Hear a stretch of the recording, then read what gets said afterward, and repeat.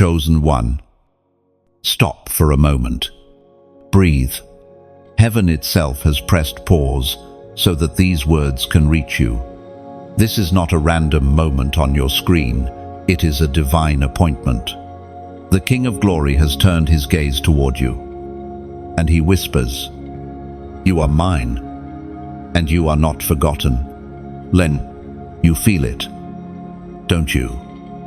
That stirring inside, that strange weight pressing on your chest when you try to ignore the call. It's as if a trumpet is sounding in the distance, faint but undeniable. You've been moving, working, fighting just to survive. But now the heavens are declaring, this moment is for you. Think about it. When a king enters a room, the atmosphere changes. Guards stand straighter. Whispers fall silent. His turn. And right now, the King of Kings is stepping into your space. The angels hold their breath. Time bends to make way for his voice. You are not scrolling by chance, you have been intercepted by mercy. Some of you have been feeling invisible, like your prayers evaporate before reaching the sky. But listen, heaven stops for you. The Almighty does not pass by your tears. You may think your life is too small to draw divine attention, but the Creator of galaxies leans close when you whisper his name. You matter so deeply that eternity itself rearranges to touch you here. Now, I picture you like a lamp placed in the corner of a dark room. Dust covers it. Wires tangled, forgotten for years. Yet when the switch flips, light floods out. That's you, chosen one. Heaven is flipping the switch. The glow you carry will push back shadows that have lingered for generations. Remember how Moses stood before a burning bush in the desert? He wasn't seeking glory, he was just tending sheep. Yet the flame refused to be ignored. That's what this message is. It's your burning bush moment. Ordinary ground suddenly marked as holy. Ordinary time suddenly transformed into destiny's doorway. It is written in the book of Nahum, chapter 1, verse 7. The Lord is good, a refuge in trouble. He cares for those who trust in him. You have been weary, haven't you? Sleepless nights, silent battles, questions no one could answer. Yet here comes strength, borrowed from heaven. Here comes fresh wind, lifting your tired wings. You will not faint, you will soar. And so I tell you, with love but with urgency, don't dismiss this. Don't push it aside as another passing word. This is heaven's reminder that you are chosen. You are the one darkness tried to silence, the one storms tried to sink, the one rejection tried to bury, but you are still standing because God himself has preserved you. This is your confirmation. This is your sign. Before we move further, pause and mark this moment. If this word is striking your spirit, let your voice join with heaven. Share this message so another weary soul can be lifted. Press like as an act of faith that you believe heaven stopped for you. Subscribe so you don't miss the words prepared for the road ahead. And in the comments, declare the number 111 as a prophetic act that you recognize this is your appointed time. Heaven has stopped. God has spoken. Now, the choice is in your hands. You know the weight you carry, though few around you ever see it. People look at your smile, your daily routines, the way you hold yourself together, and they assume you are fine. But deep inside, there has been a heaviness like a stone tied around your chest that follows you into the night. This weight is not punishment. It is not proof of failure. It is the evidence of your anointing. Oil is always pressed out of olives through crushing, and the fragrance of incense rises only when fire touches it. You have been pressed, crushed, and set in the fire, not because you are forgotten, but because you are chosen. Think about David, anointed to be king, but sent back to tend sheep. The oil marked his head, yet his hands still carried a shepherd's staff. He bore the weight of a crown long before anyone could see it. That is you. The invisible heaviness on your soul is the mark of destiny resting before its time. I see your journey like a tree carrying fruit that has not yet ripened. The branches bend under the load, almost snapping.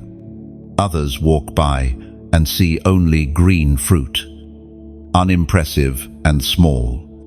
But the tree feels the weight of what is coming, even if no one else understands. Every sleepless night, every sigh too deep for words, every disappointment you carried silently, these are not wasted moments. They are the language of a soul God has set apart. You have been carrying more than others because you were built to carry more. The foundation of a palace is dug deeper than the foundation of a cottage. Your depth explains your struggle. Do not despise the weight. Do not mistake it for abandonment. Even the prophets wrestled with burdens they could not share. Jeremiah wept. Elijah hid in a cave. Hannah cried bitterly in the temple. Yet each of them carried something so holy it could not be understood by ordinary people. You stand in their company. The Spirit spoke through the prophet Jeremiah. Chapter 20. Verse 9. His word is in my heart, like a fire within my bones. I am weary of holding it. Indeed, I cannot. That is the weight. A fire in your bones that you cannot explain. A word in your soul you cannot silence.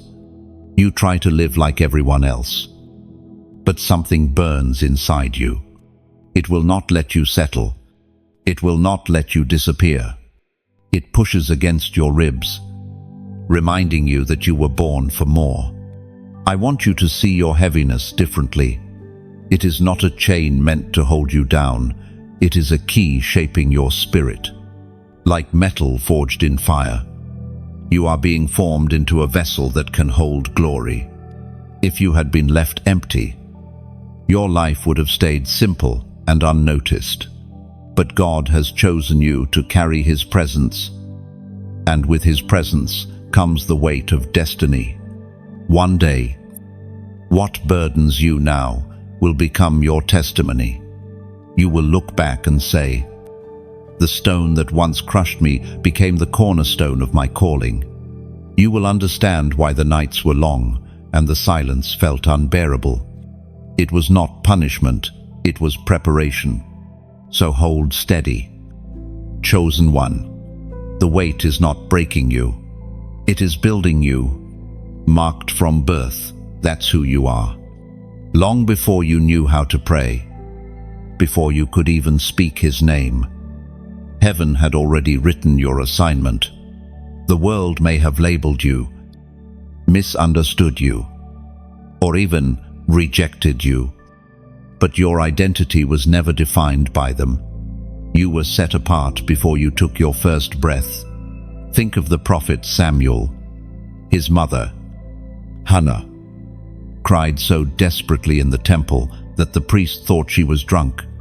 Out of that anguish, Samuel was dedicated to the Lord from the start. He was not born for ordinary life. His cradle rested in the temple courts. In the same way, your story has always been marked by divine fingerprints. Maybe you have felt it how you never quite fit in. Others could compromise easily, but you couldn't. Others could ignore the still, small voice, but your conscience burned too hot to let you rest. That's because you were never meant to blend in, You were born with a seal that separates you from the crowd. It's like a musician born with perfect pitch. They can hear dissonance, others ignore. You carry that same spiritual sensitivity. You notice what others overlook. You feel storms before they arrive. You hear whispers that others dismiss. This has not been a curse. It is confirmation. The book of Exodus, chapter 33, verse 17. And the Lord said to Moses, I will do the very thing you have asked, because I am pleased with you, and I know you by name. Let that sink in. He knows you by name. Not just as one among billions, not as a number on a list, but by name. Your life is not anonymous to him. He has traced your steps, counted your tears, and set his delight on you. That's why you couldn't vanish into the crowd. He has always been pulling you out. Consider this. A sword is not made of soft wood. It is hammered from iron, sharpened by stone, polished through fire. Why? Because its destiny is battle. You, too, have been forged differently. Not to blend, but to cut through. That is why life has been harsher on you. The shaping was never punishment, it was purpose.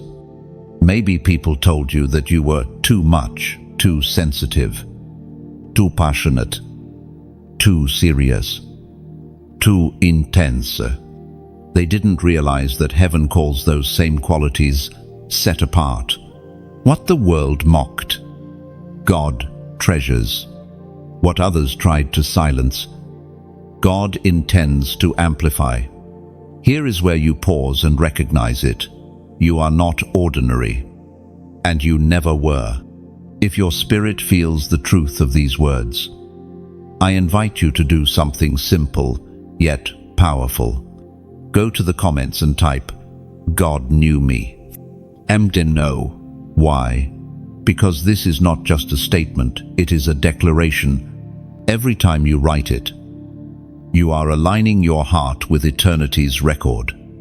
You are reminding your own soul that heaven's choice over your life came before your first breath. It becomes a banner over your identity, louder than rejection, stronger than doubt. Your journey has always carried this divine fingerprint. The question now is, will you live like someone marked, or will you keep pretending to be ordinary? And understand this fully.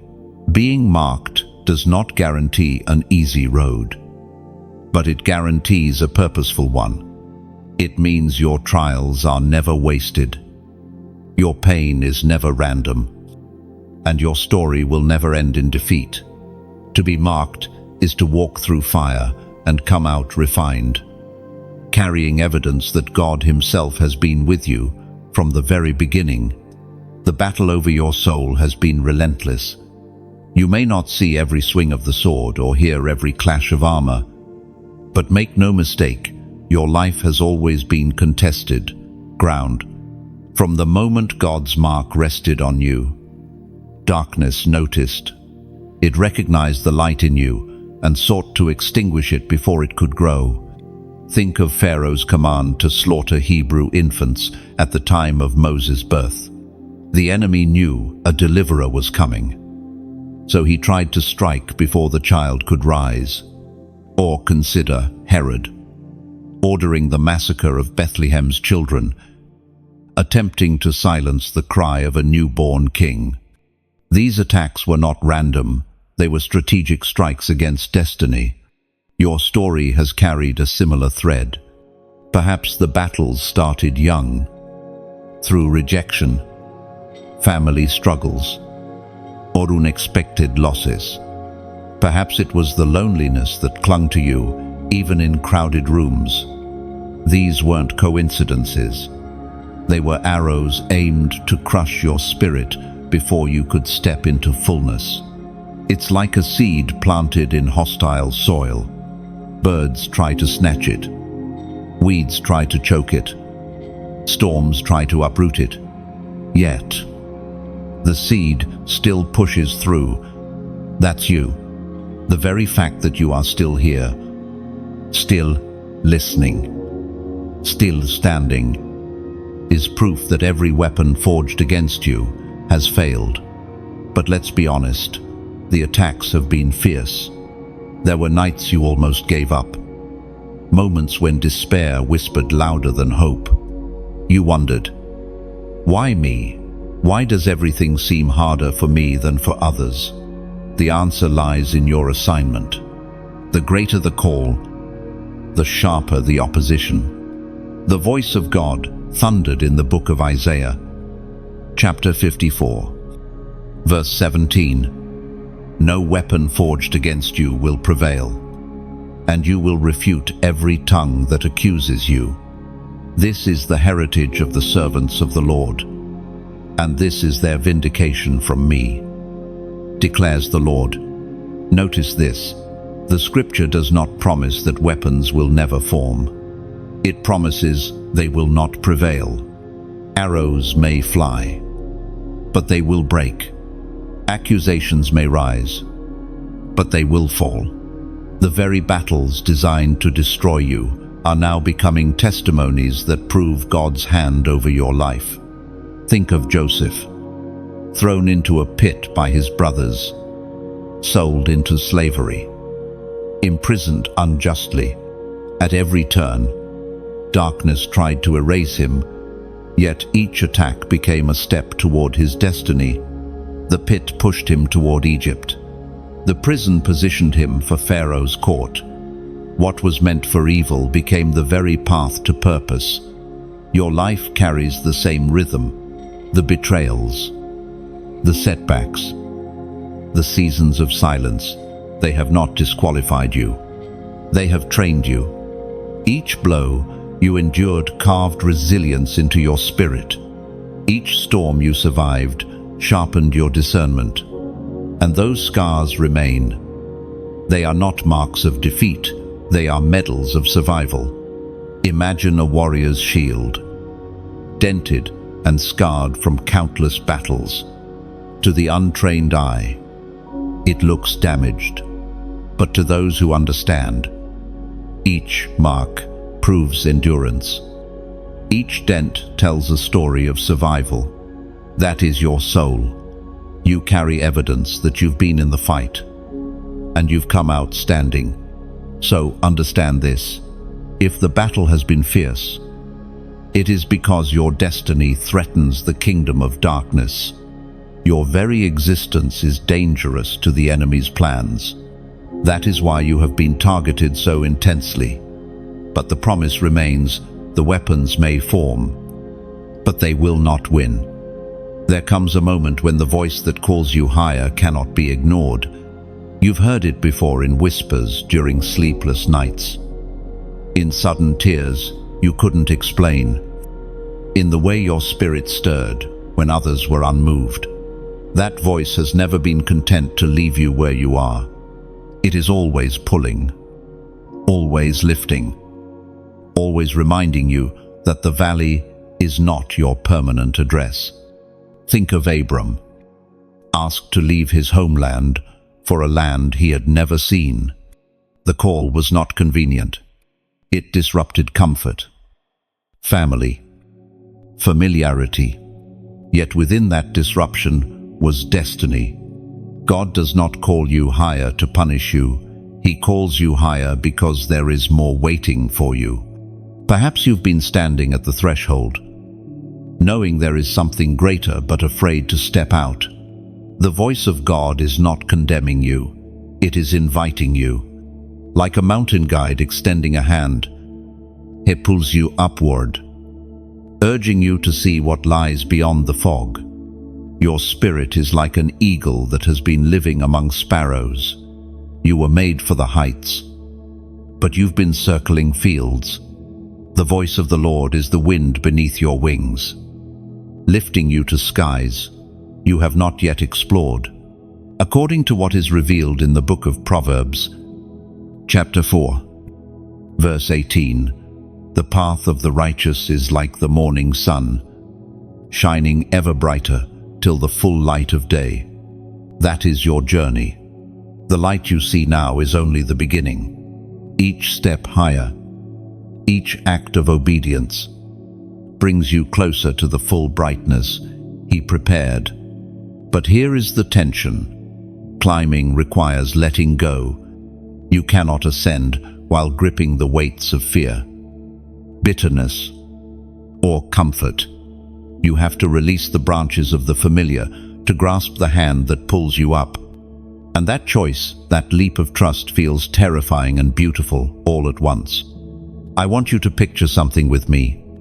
Imagine standing on the edge of a cliff at sunrise.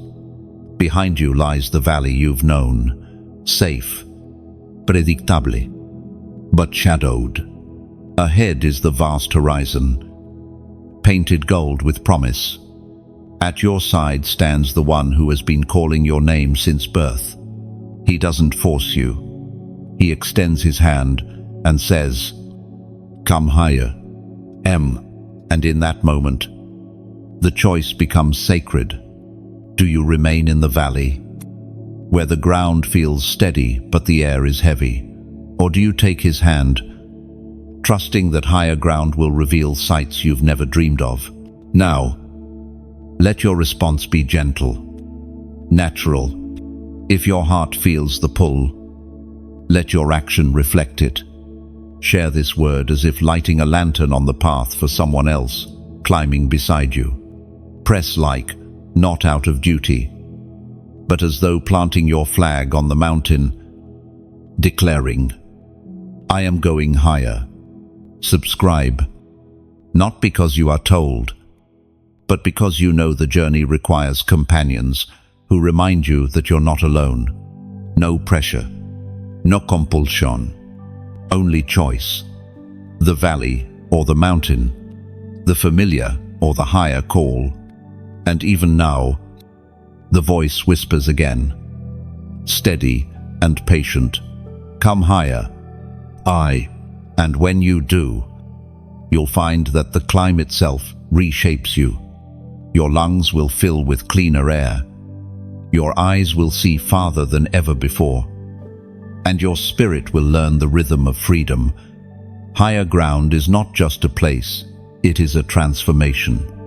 Every step upward strips away the weight of what held you down and awakens the destiny waiting inside you. The warning in this hour is not spoken to frighten you, but to awaken you. There are moments when mercy feels so near that you can almost touch it. Yet at the same time, rebellion hovers close, tempting you to step across a line you were never meant to cross. That is the tension of this season. You are standing at a spiritual crossroads. Think of Israel in the wilderness. They had seen the Red Sea part, manna fall from heaven, and water flow from the rock. Yet, in their waiting, impatience grew. They built a golden calf and bowed before it, trading glory for a counterfeit. What began as small grumbling turned into rebellion that cost them the promise of entering the land. The danger is real. Small compromises lead to great falls. You have felt that pull too. The whisper that says, "You can delay. You can wait. You can ignore this for now." But delay is not neutral, it is dangerous. Every step of hesitation adds weight to chains that long to bind you. Heaven is urging you, do not linger when the call is urgent. According to the book of Hebrews, chapter 3, verse 15, today, if you hear his voice, do not harden your hearts as you did in the rebellion. The word today is important. It is not tomorrow, not next week, not when it feels convenient today. God's voice calls now, because his mercy is extended now. To harden your heart in this moment is to risk walking blindly into traps you will later regret. I think of a chosen one who carried this battle in silence. She knew God had placed something within her, but distractions surrounded her friendships, that dulled her spirit, patterns that pulled her away. She kept saying, "I'll return to him fully tomorrow." But tomorrow never came. Each delay made her heart colder, until the voice that once burned became only a faint echo. Her story is a warning. The longer you wait, the harder it becomes to feel the urgency of heaven. Your heart is like a garden. If you neglect it, weeds grow fast. A single day of delay may seem harmless, but each passing day allows roots of compromise to dig deeper. The garden becomes overrun, and the fruit withers. That is why heaven speaks now, at this very moment, cutting through distraction to call you back. Do not mistake mercy's patience for permission. God's delay in judgment is not approval of rebellion. It is grace giving you space to turn. But even grace has a window. The Spirit warns, do not harden your hearts, because once the heart turns to stone, even blessings can be missed. And so, chosen one, this is the moment to respond, not later, not eventually, but now. To mark this holy interruption, go to the comments and write 7,777. Why that number? Because 4 sevens represent completion, layered upon completion, a sign that what God is perfecting in you cannot be postponed any longer. Writing it is more than numbers on a screen. It is your declaration, I choose to hear His voice today. I refuse to harden my heart. I choose obedience now. The warning in this hour is not about fear, it is about invitation. You are being pulled away from paths that lead to regret and lifted into a journey that leads to life. Your tears are seeds. Every cry you released in silence, every sob you buried in your pillow, every whispered prayer you thought vanished into the air, they were not wasted. Heaven collected them, drop by drop, storing them as treasures more valuable than gold. To you they felt like weakness, but in God's hands they are planted as seeds that will one day bring forth a harvest. Think of Hannah, year after year, weeping before the Lord for a child. To others, her tears looked like despair, but to God, they were the water that nourished a promise. Out of her anguish came Samuel, the prophet who would anoint kings. Her sorrow became the soil of history. Your tears are the same, hidden offerings that heaven refuses to ignore. It's easy to think tears are evidence of defeat. The world teaches us to hide them, to wipe them quickly, to act strong. But in the kingdom, tears are not shame, they are sacred. They carry prayers too deep for words, cries too raw for language. Every tear is a seed with roots already pushing toward tomorrow's joy. We are reminded through the writings of David in the Psalms, chapter 56, verse 8, record my misery, list my tears on your scroll. Are they not in your record? Imagine that your tears recorded, remembered, cherished by the Almighty. They do not disappear into the ground. They rise like incense before His throne. The very drops that blurred your vision at midnight are written into eternity's scroll. You are seen, even in the loneliest hours. Picture a barren field, dry and cracked under the heat of the sun. To the casual eye, it looks lifeless. But then the rains come, soaking deep into the soil. Days later, green shoots pierce the surface. Life where there seemed to be only dust. That is what your tears are doing. Though you cannot see it now, your weeping is softening soil, preparing ground for breakthrough. Think also of Joseph. whose tears fell in prison when dreams seemed shattered. He wept in hidden places, forgotten by men, but never by God. Those tears watered the very promise that would later raise him to Egypt's throne. Pain became the pathway to power. Your tears have authority because they come from a place of surrender. They say to God, "I cannot carry this alone." And he responds, "Good, because I never asked you to." He takes those tears and transforms them into strength, weaving them into testimonies that will one day inspire others who suffer silently. So the next time tears sting your eyes, do not rush to wipe them away. Let them fall as an offering. Each drop is a prayer, each sob a seed. And though the seed is buried, it is never lost. Seeds must go into the ground before life can spring forth. One day, you will stand in a season of laughter and realize it was built on the foundation of your weeping. The ground watered by sorrow will bloom with joy. What seemed like weakness will reveal itself as strength, and every tear you thought wasted will sing back to you in the form of answered prayers, restored relationships, and miracles you never imagined. Your tears are not the end of the story. They are the beginning of a harvest. And when the harvest comes, you will see that sorrow was never wasted. It was prophecy in liquid form. Breaking free from chains is not simply about external circumstances. It begins within the heart. Some chains are visible, forged of addiction, cycles of poverty, or broken relationships. Others are invisible, yet heavier still.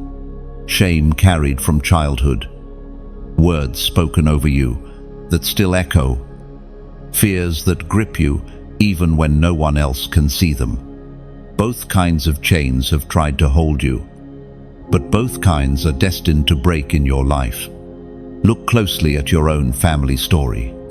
Perhaps you have noticed patterns repeating: anger passed from father to son, despair passed from mother to daughter, silence that strangled generations. These cycles are not accidents, they are chains, wrapping themselves tighter with each passing year. But here is the truth. The chain that bound your family will break with you. You are not destined to repeat their story. You are called to rewrite it. Think of Gideon, threshing wheat in secret, hiding from enemies who had oppressed Israel for years. He saw himself as weak, insignificant. But God called him a mighty warrior and raised him to break the cycle of fear that had defined his people. Gideon's courage became the turning point for a nation.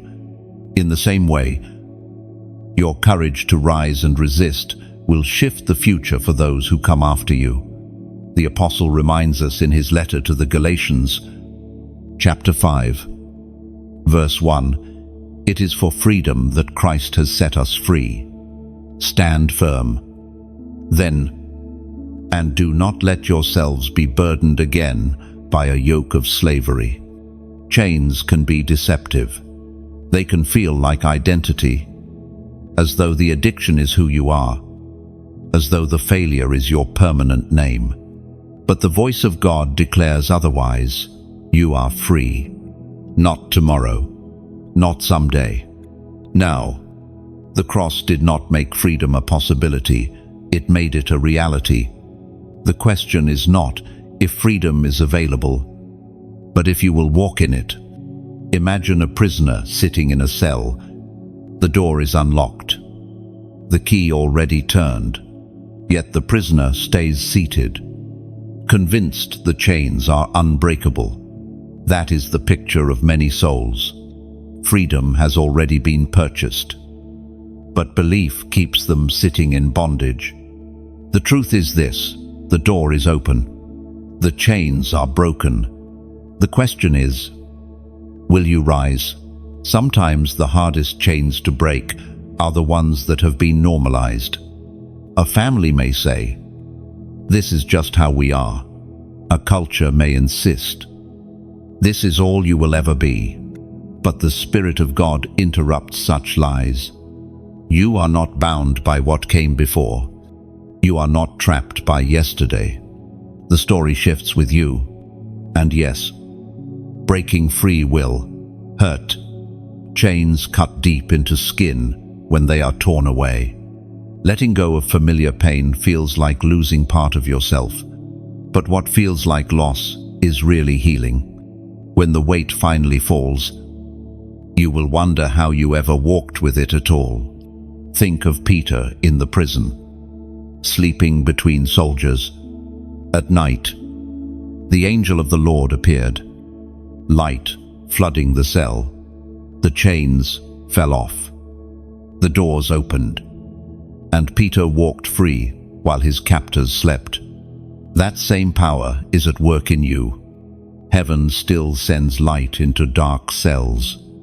Heaven still breaks chains silently, suddenly, completely.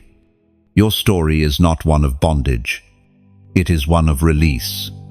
The cycle ends here. The chains snap here. Freedom begins here. When heaven speaks clearly, confusion breaks. The fog that once clouded your mind begins to lift. And suddenly, you see what was always there but hidden from view. God's voice has a way of cutting through the noise, separating truth from lies, and setting your feet back on steady ground. Think of young Samuel in the temple. The night was still, yet he kept hearing his name. At first, he thought it was Eli, his mentor, but then the truth became clear. The Lord himself was speaking. That moment shifted Samuel's entire destiny.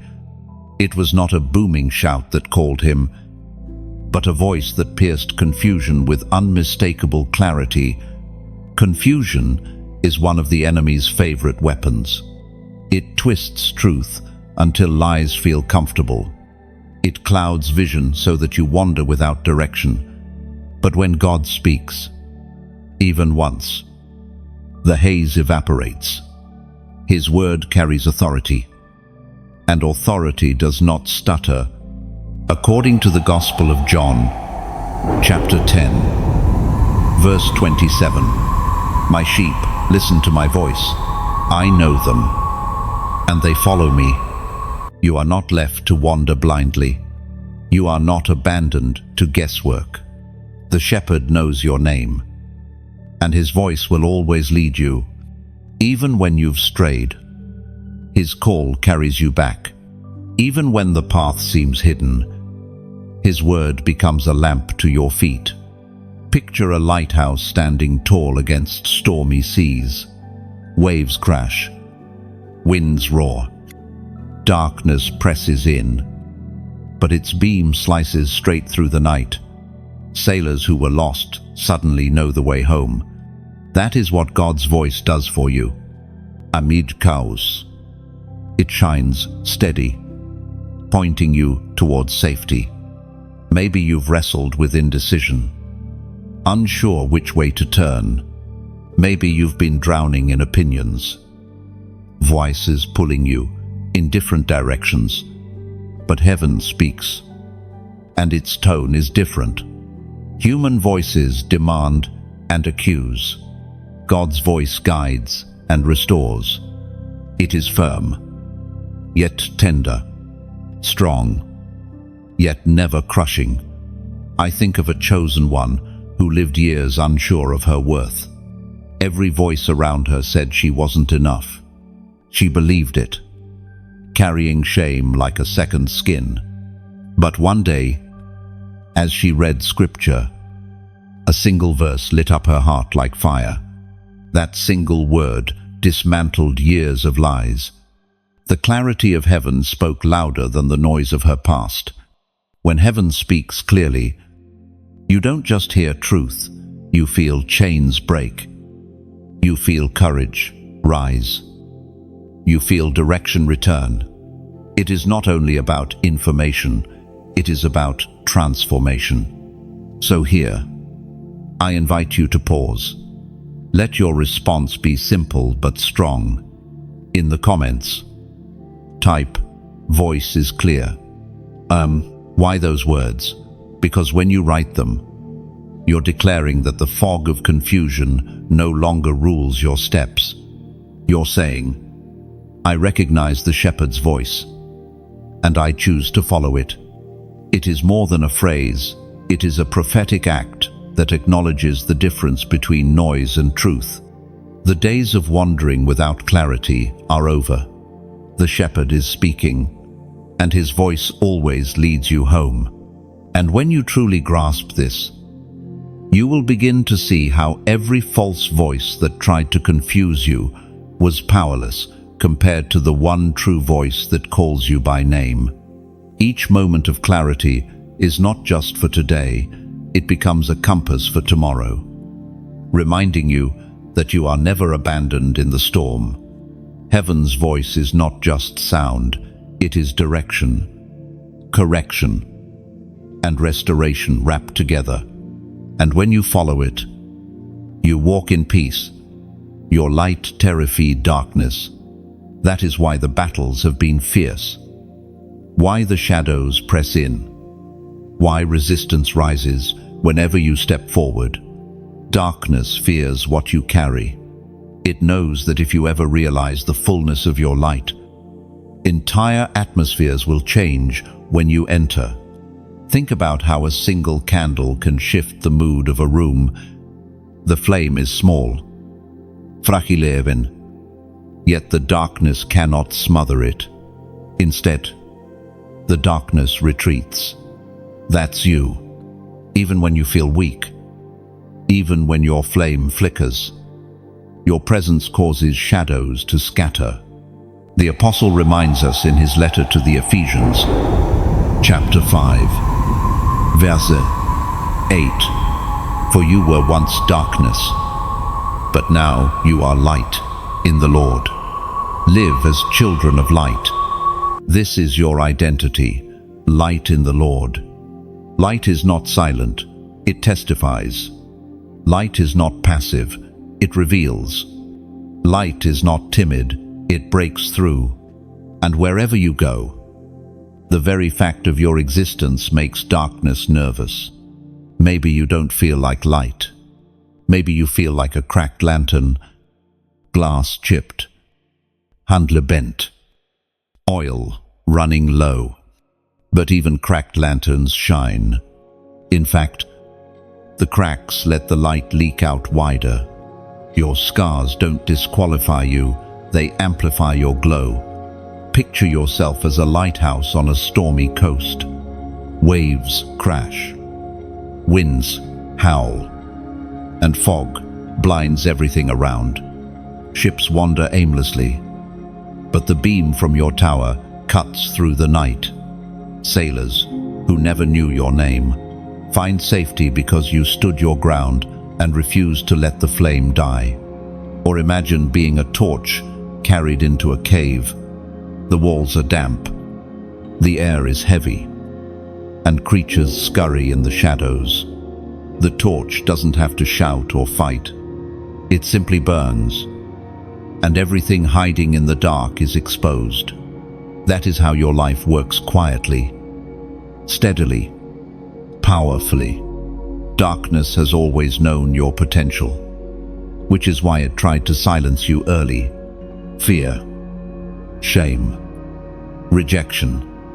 These were not random attacks. They were attempts to snuff out your flame before it spread. Yet here you are, still burning. That alone terrifies the enemy.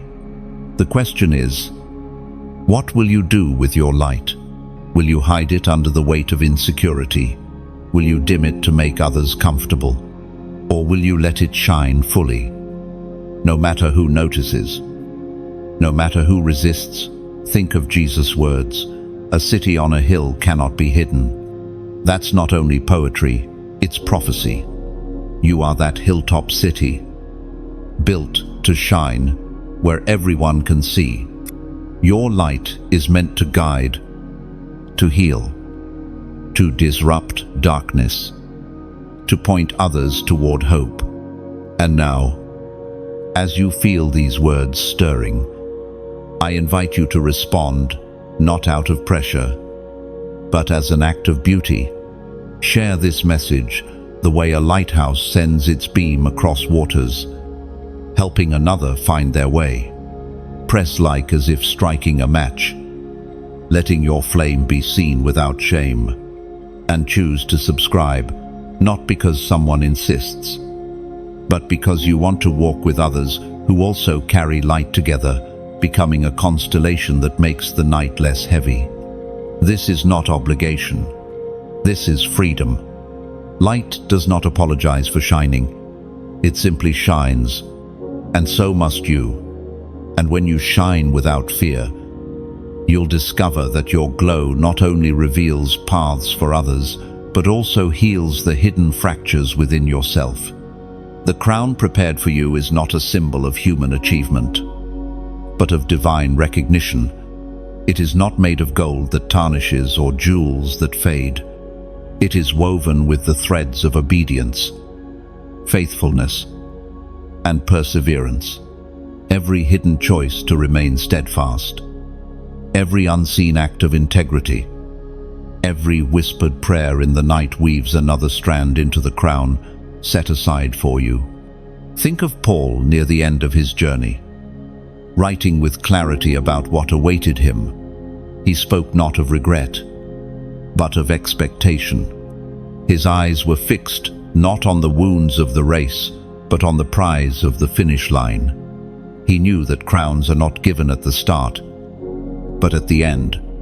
According to the second letter to Timothy, chapter 4, verse 8, "Now there is in store for me the crown of righteousness, which the Lord, the righteous judge, will award to me on that day, and not only to me, but also to all who have longed for his appearing. This is your promise too. The crown is not reserved for a select few. It is the inheritance of those who refuse to quit, who hold to faith when storms rage, who long for the appearing of the Lord more than the applause of men." Imagine an athlete training in secret, running laps when no one is watching, pushing through pain when no crowd cheers. The medals are not forged during the race, they are given afterward. In the same way, the crown is being prepared, even now, though you may not yet see it. Your trials, which feel endless at times, are not wasted. They are shaping you for the weight of glory. The sleepless nights become jewels in your crown. The tears become its polish. The scars become proof that you endured to the end. Think also of Joseph, who wore no crown when he interpreted dreams in prison. Yet his faithfulness in hidden places prepared him for the crown of authority in Pharaoh's court. The crown you are meant to wear will fit because of the seasons you endured faithfully. There is also a mystery here. The crown is not just a future reward, it influences your present walk. Knowing a crown awaits changes how you carry yourself. It gives you dignity in the face of humiliation, endurance in the face of suffering, courage in the face of fear. You know this life is not the end. Picture a runner near the finish line. Lungs burning, muscles trembling, yet eyes locked on the prize ahead. The crowd fades, the pain blurs, and only the crown matters. That is how you are being called to live with eyes fixed forward, refusing to let temporary trials distract from eternal reward. Do not be deceived by the crowns the world offers. Fame, fades, wealth crumbles, applause dies. But the crown set aside for you shines with eternal brilliance. It is not given by human hands, but placed on your head by the King himself. And when he crowns you, no one can take it away. So continue to walk faithfully, Even when unnoticed, continue to endure. Even when weary, continue to obey. Even when it costs you, for every step you take in faith. The crown of righteousness is being prepared, waiting for the moment when you will finally hear, "Well done, good and faithful servant."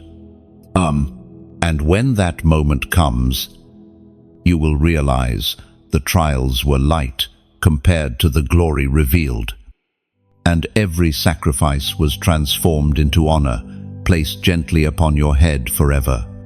Prophetic numbers, prophetic timing. These are not coincidences. They are reminders that heaven works with precision, that your life is not unfolding at random. You may feel delayed. You may feel forgotten. But in truth, you are moving according to divine timing. Think about how often God's promises arrive at the exact moment they are needed. Abraham and Sarah held on to a promise for decades. And just when hope seemed gone, Isaac was born. The Israelites marched around Jericho, not for 1 day, not for 6, but for 7, and at the precise appointed time, the walls fell. Timing is not just about waiting, it is about alignment. You have noticed it yourself, how certain words seem to find you at the exact second you are on the verge of quitting. How scripture you never planned to read suddenly leaps off the page. How a phrase, or even a number, catches your spirit as if it were whispering directly to you. That is not chance.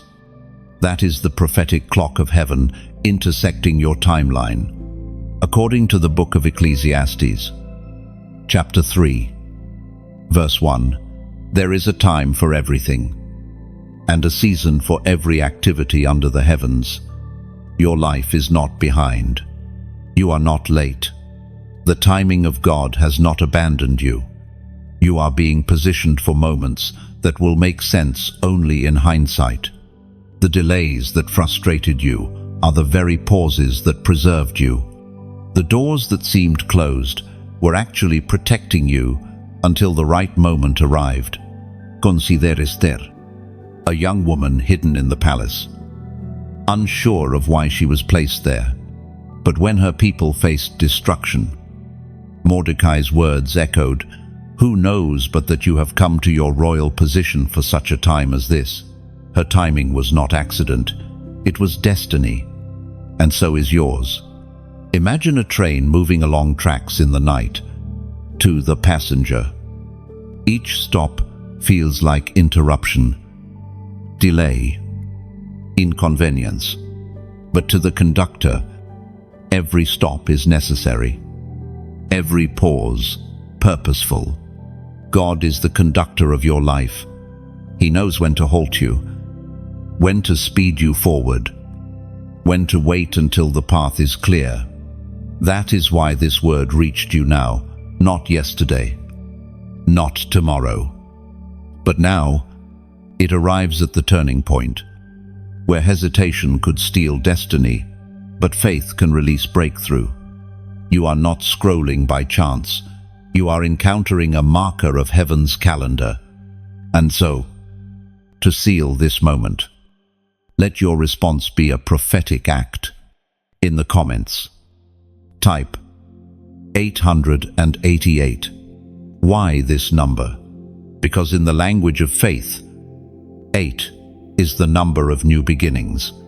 Writing it 3 times declares not just a start, but overflowing renewal, a reminder that your life is aligned with fresh seasons, that the timing of God is opening new chapters for you even now.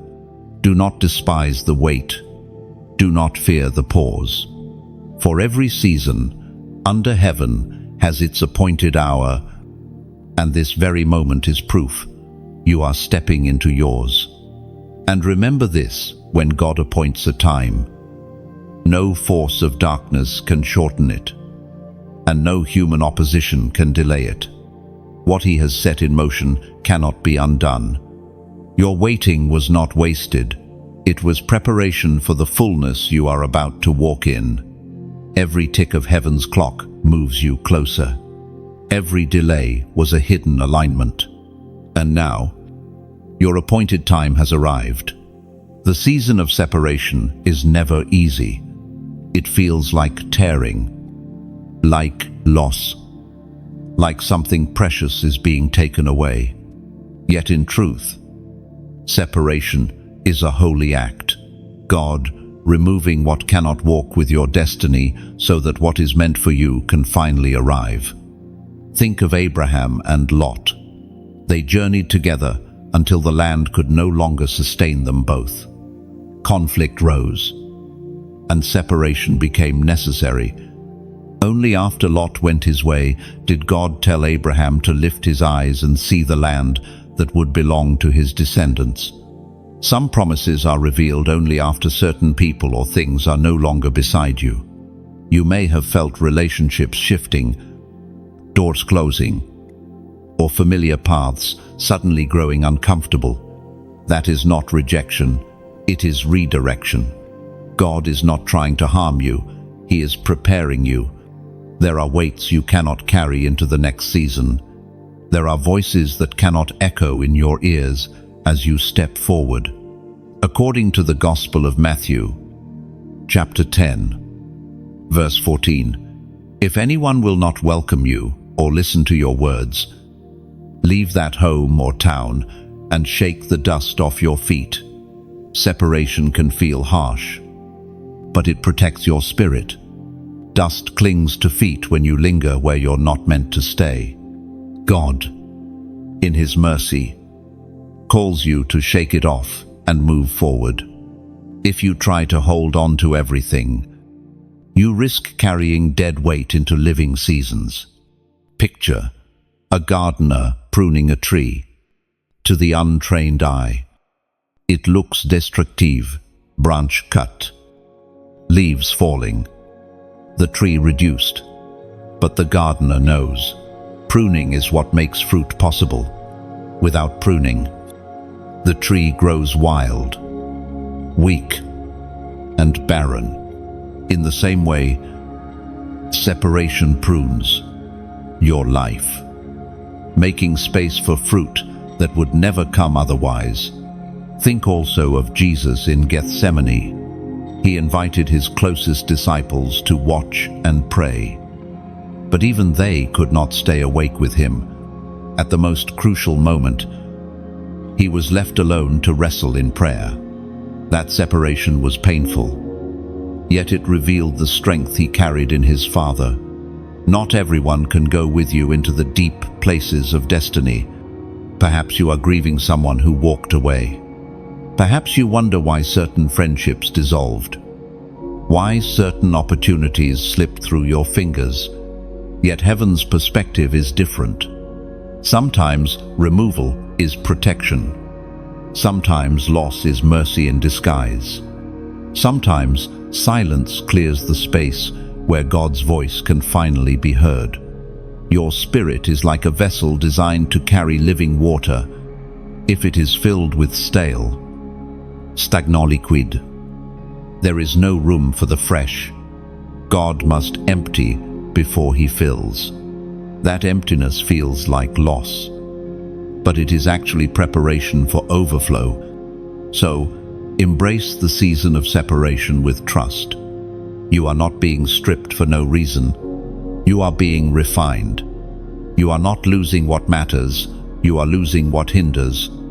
What remains will be purer, stronger, and aligned with the destiny marked over your life. Separation is not the end of your story. It is the doorway to the next chapter. It may feel lonely for a time, but loneliness is often the silence in which God whispers most clearly. In the quiet, distractions fall away, and you begin to recognize His presence in ways you never noticed before. What seemed like emptiness becomes intimacy, and soon, what was removed will make sense. You will see that God never subtracts without intending to multiply. Every closed door is an opening to a better one. Every goodbye is a preparation for a greater hello. And every pruning is proof of fruit to come. The warrior in you has been forming quietly, forged not in ease, but in battle. You may not have seen yourself as a fighter, but every trial you endured, every night you chose to stand when quitting felt easier, every wound you survived, these have been your training grounds. You are not fragile, you are forged. Think of Joshua standing before Jericho. He was not simply inheriting land, he was stepping into war. The promise was real, but so was the resistance. To claim the inheritance, he needed courage, strategy, and obedience. Likewise, your destiny is not handed over without conflict. The very opposition you face is proof that what you carry matters. The book of Joshua, chapter 1, verse 9 declares, "Have I not commanded you? Be strong and courageous. Do not be afraid, do not be discouraged. For the Lord your God will be with you wherever you go." Notice the command, be strong, be courageous. These are not suggestions, they are the posture of a warrior. Strength does not mean you never feel fear. It means you keep moving, even when fear whispers. Courage does not mean the absence of trembling. It means you lift your sword anyway. Your sword is not of steel, but of spirit. Every time you speak truth when lies surround you, you swing it. Every time you forgive when bitterness claws at you, you thrust it forward. Every time you pray when despair weighs you down, you strike at the heart of darkness. That is warfare, and you have been trained in it without realizing. Picture a soldier in ancient times. Shield dented from arrows, armor scratched from blows. To some, the scars look like weakness, but to those who know battle, they are proof of endurance. That is your life. You carry dents and scratches, but they are not shame. They are evidence that you have stood where others fell. Think also of David facing Goliath. He was not trained in conventional battle, but the fields had trained him in courage. The lion and the bear prepared his hands for the sling. In the same way, your private struggles have been rehearsals for public victories. What felt insignificant was shaping a warrior's heart within you. The enemy hoped your wounds would silence you. Instead, they sharpened you. Every heartbreak became armor. Every disappointment became resilience. Every setback became strategy. You are not just surviving battles, you are learning how to wage them. And yet, do not forget this, warriors are not built for endless war. They are built for victory. The fight is not your identity, it is your assignment. You were not born to be consumed by battle, but to overcome it and carry peace where war once reigned. Imagine a torch carried through a battlefield. The flames sway, threatened by wind and chaos. Yet they refuse to go out. By the time the battle is over, the torch still burns, lighting the way for those who come after. That torch is you. Your endurance is not just for your sake, it lights the path for others. So, do not underestimate what has been growing in you. The warrior is not a mask you put on, it is who you have become. And with every swing of faith, every shield of prayer, every march of obedience, you are proving what heaven has always declared. You are more than a conqueror. The mantle of influence rests on your life. You may not see it fully, but your words, your choices, and even your presence ripple outward further than you realize. Influence is not about fame, It is about impact. A single drop can stir an entire pond. A single voice can shift an entire atmosphere. Think of Esther. She was hidden, unknown, seemingly powerless. Yet her decision to step forward before the king saved an entire nation. Influence is not always loud. Sometimes it is quiet courage that moves history. That same mantle rests on you. The Apostle Paul wrote in the first letter to the Corinthians, chapter 15, verse 58. Therefore, my dear brothers and sisters, stand firm. Let nothing move you. Always give yourselves fully to the work of the Lord. Your labor is not in vain. What you sow is never wasted. Your life has already touched people you may never meet. A kind word spoken, a prayer whispered, an act of integrity when no one was watching. These become seeds that multiply influence beyond your sight. Picture a lamp in the window of a house at night. Passers-by do not know the person inside, but the light spilling outward guides their steps through the dark. That is you, even when you feel unseen. Your light guides. Your presence becomes a silent testimony that strengthens those around you. Or imagine a pebble tossed into still water. The ripples move farther and farther, reaching edges the pebble itself never touched. That is the nature of your influence. You may think your life is small, but heaven says your ripples stretch into eternity. This is why the way you live matters. When you walk in faith, others are encouraged to do the same. When you rise from failure, others gain courage to rise as well. When you endure trials, others see that hope is possible. Your obedience becomes someone else's permission to believe. Now, I invite you to see your response as part of this mantle. Share this word as though releasing a ripple into the water. Trusting it will touch someone on the distant shore.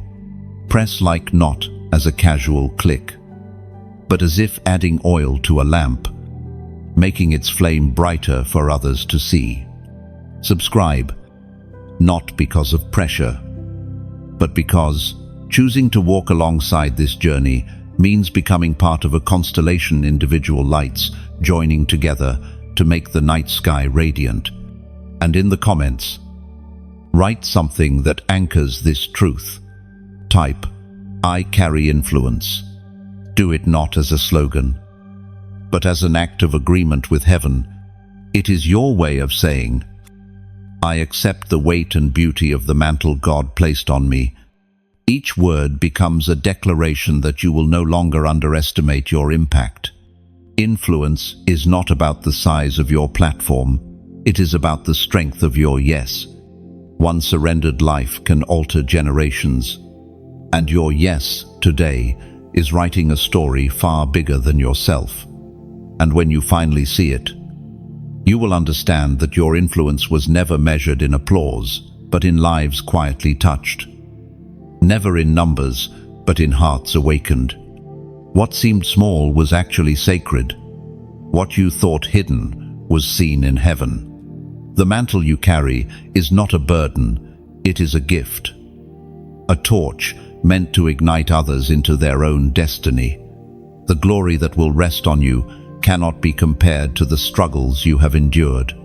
Every battle, every tear, every hidden sacrifice was shaping a vessel capable of carrying something far greater than you imagined. Glory is weight, but it is also beauty. It is the unmistakable evidence of God's presence covering your life. Think of Moses descending from Mount Sinai. He carried tablets of stone, but more than that, his face radiated light because he had been near God. The people could not even look at him without awe.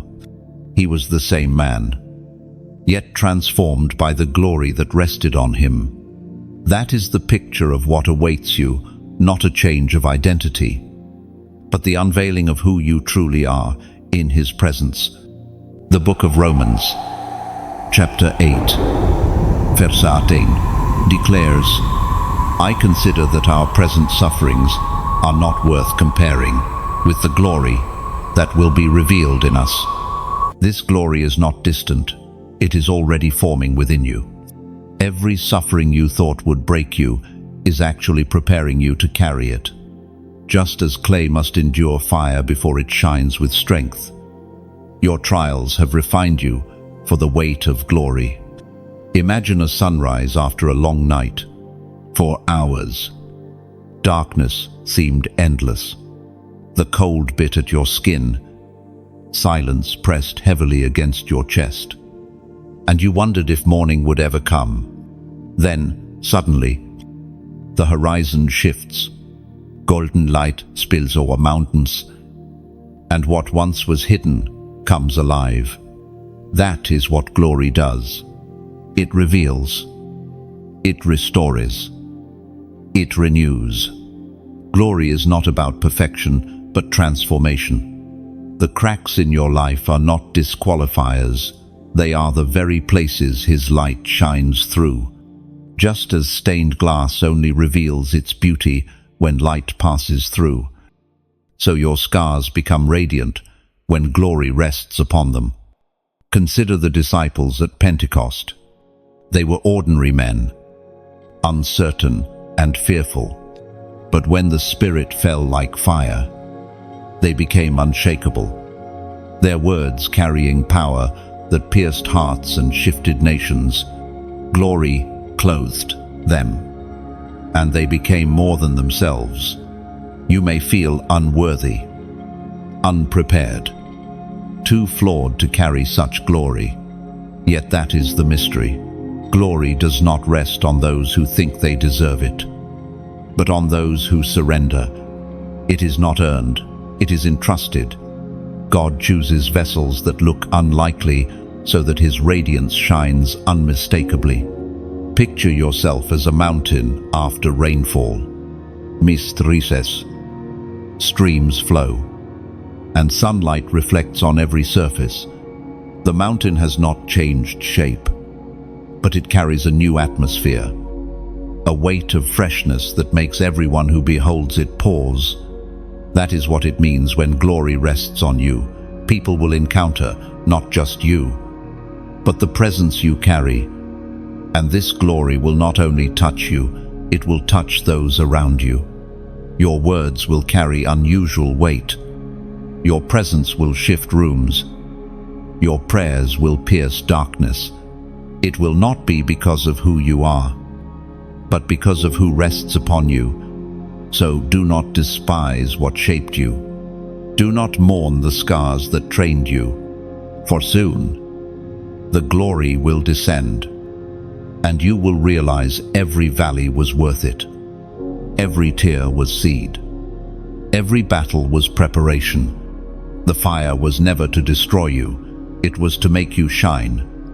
And when that glory comes, you will carry it naturally like a robe woven for your shoulders alone. Others will notice the change, but you will know it is simply the unveiling of what God always placed inside you.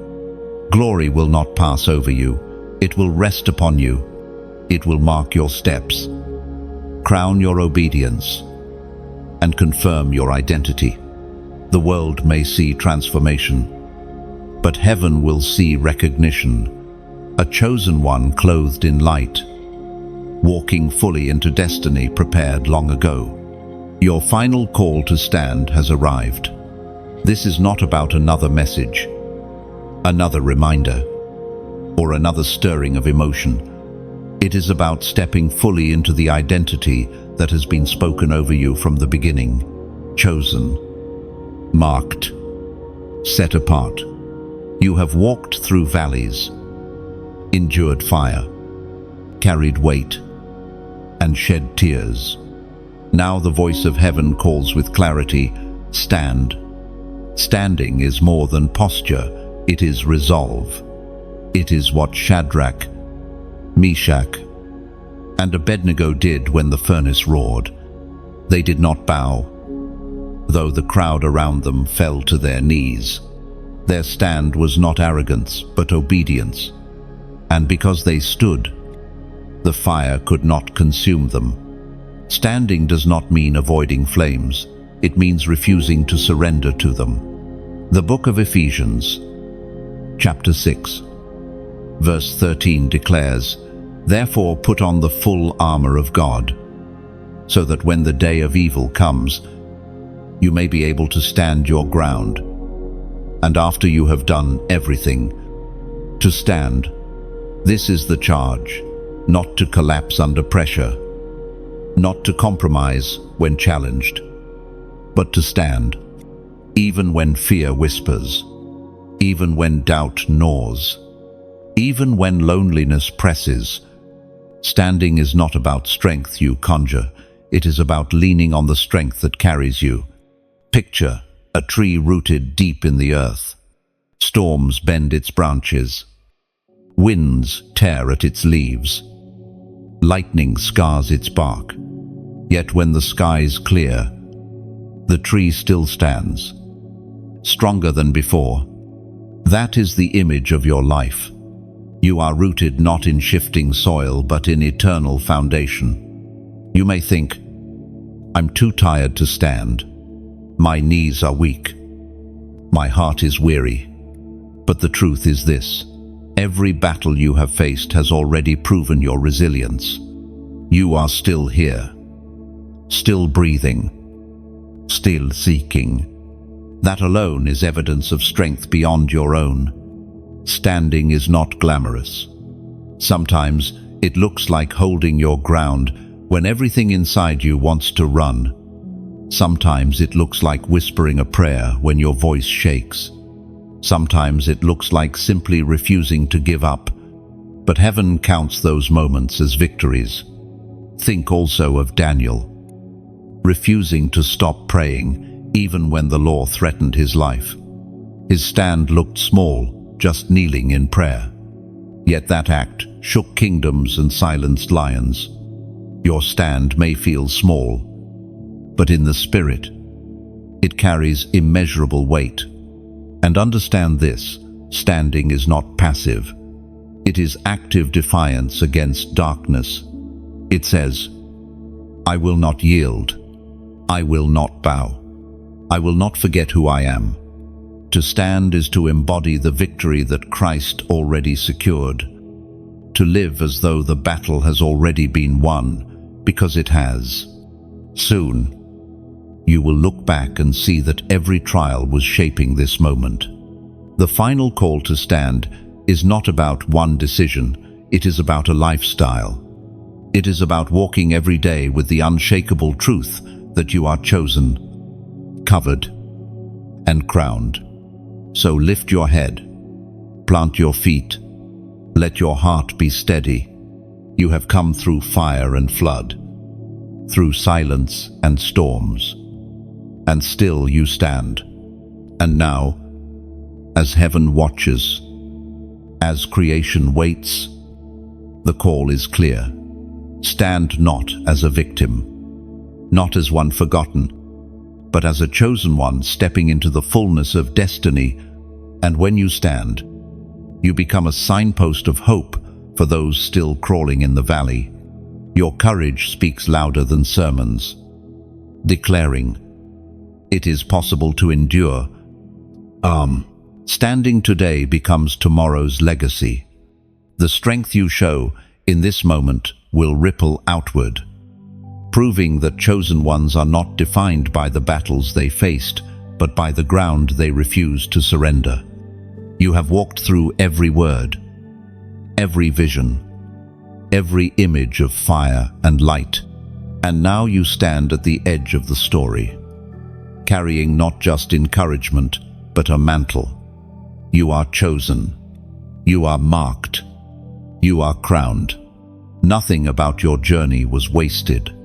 Every valley, every scar, every hidden prayer has led you to this very moment.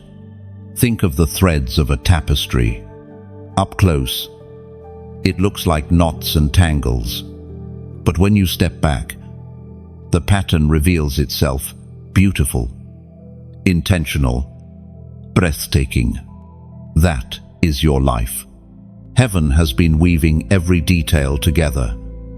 And what looked like chaos was actually design. The prophet Isaiah once spoke of beauty for ashes, joy for mourning, and garments of praise instead of despair. This is the exchange waiting for you. What you thought was broken will become whole. What you thought was shame will become strength. Now, I ask you not out of pressure, but out of invitation. Respond in a way that marks this moment. Share this message the way a torchbearer lights another's flame, spreading fire across the night. Press like as if you are planting your footprint on holy ground, saying, I was here, and I choose to shine. Choose to subscribe, not as a ritual, but as though joining a caravan of travelers who walk the same road, reminding each other never to give up. And in the comments, write, crowned in light. Let that phrase be your seal, your declaration, your step into alignment with heaven's plan. For when you write it, you are saying, I receive the covering of glory, and I will walk in it boldly. Oh, this is your moment. This is your call, and this is your destiny.